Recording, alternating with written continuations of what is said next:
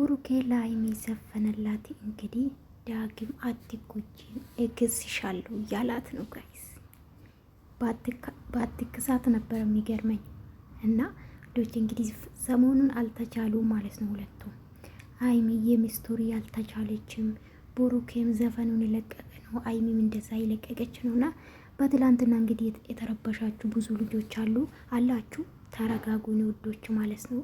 እስከ መጨረሻ እውነተኛ ደጋፊ ሆናችሁ እስከ መጨረሻ ታገሱ ማለት ነው። ሊታረቁ ይችላሉ፣ አይለያዩም። እውነት ለመናገርና ተረጋጉ፣ አትሳደቡ።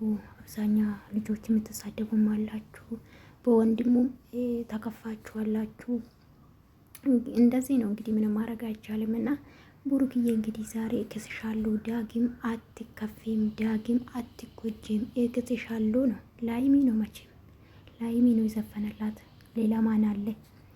እና አሁንም እያየው ነበረ። አትረበሹ ማለት ነው። ይታ አይደለችም፣ የውሸት ነው፣ ፊልም የሰሩ ነው እነ ቡሩኬ እና ሶሪ ማን ነው ቤካ የእዩ እህት መታለች እያለ ነው። እና ቪዲዮን አልጨረስኩም ባይዘዌ፣ ምንም ወሬያቸው አይጥምም ያቺ ማለት ነው። ሴቶቹ አይን የላቸውም ባይዘዌ። እና አትረበሹ ማለት ነው። እግዚአብሔር ከፈቀደ አብረው ይሆናሉ፣ ካልፈቀደ ምንም አይደለም።